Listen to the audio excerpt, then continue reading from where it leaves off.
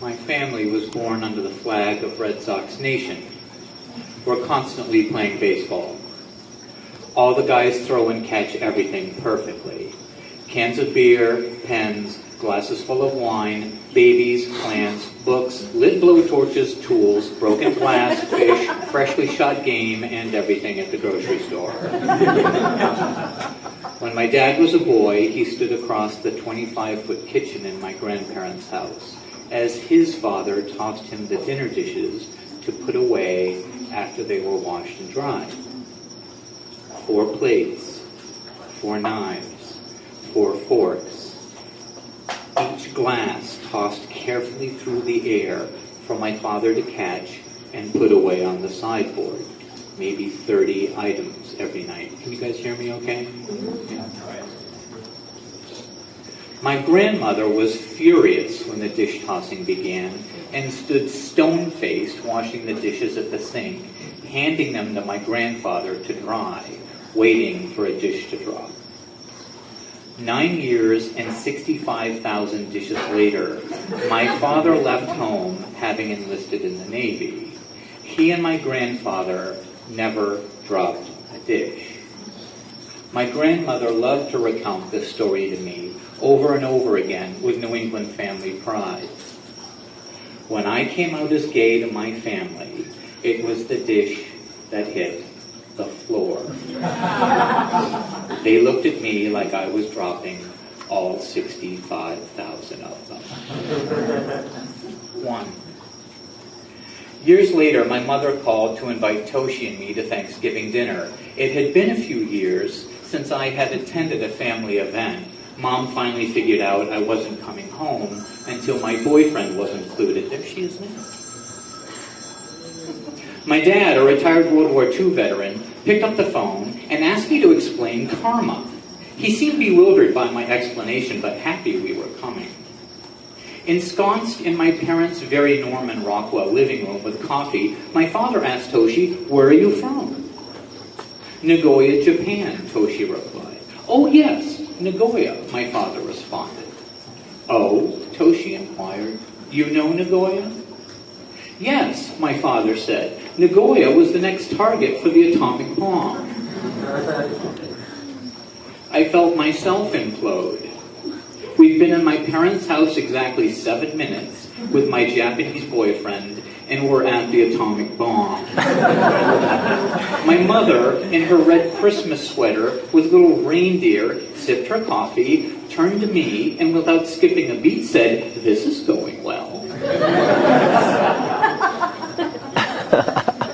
2. Jamie was blonde-haired Italian. We were on our way to his parents' home in New Rochelle for his sister's wedding. We arrived to what looked like the wedding scene from The Godfather. Large estate, exceptional wealth, hundreds of people, an obvious surprise in my eyes, to which Jamie replied, "Honey, can we please talk about this later? Just don't be left alone with my father." A little later came the red leather chairs, dark woods, ceiling-high bookshelves in the library with the glasses of scotch, and Jamie's father.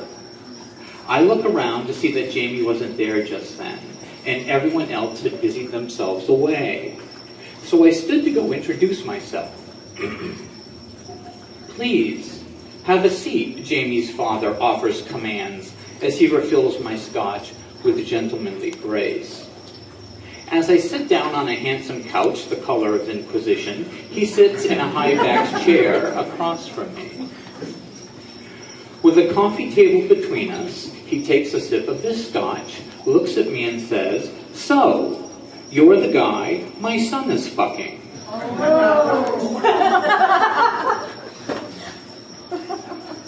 I was so hurt.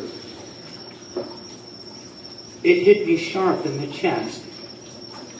Shame, hurt, anger, trapped here, and challenge. I could feel the burn well up inside me as I looked down at my glass. I loved Jamie very much. I treated him like I loved him. I didn't want to behave inappropriately, and at the same time, I wanted to unfuck the world for or maybe with this guy. I took a measured breath and a sip of my scotch, looked up right in his eyes, and said, "No, sir. I'm the guy that's fucking your son."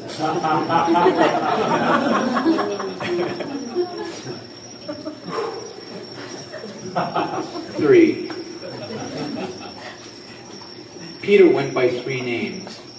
Ba, his Vietnamese name, but his mother, who was coming for Christmas to meet me, called him Tut. Peter was his chosen English name, to spare himself the hurt of annoying Americans with his real name that doesn't register in their Christian databank of names like Mary and David. A Christmas Eve visit to my family with Ba went better than the Toshi visit. My father gave me a table saw for Christmas. I think the idea was to butch me up a little bit. Thanks, Dad. Now I can build a dollhouse from scratch. Ba and I returned home to exchange Christmas gifts before his mother arrived. His gift to me was 5 new shower curtains he found at the dollar store.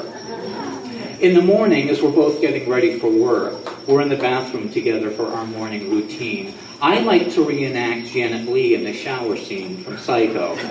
I grab onto the shower curtain with vacant eyes and rip it down as I collapse to the bottom of the tub like I'm being stabbed to death.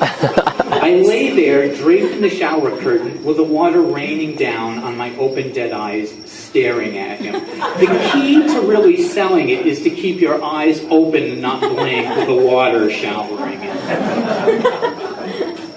He's at the sink, naked, smooth, masculine, loving, powerful, beautiful, brushing his teeth. He glances over at me, rolls his eyes, turns back to the mirror, and keeps brushing his teeth unfazed. It's like the 5th time I've done this. He's so over it. I climb out of the shower, come in behind him, and wrap us together in a big towel, kissing him behind his ear with how much I love him. "John," he says seriously, "I have to go to work this morning. My mother has never really gotten over the Vietnam War, and she doesn't really like white people. Can you pick her up at the train station for me?"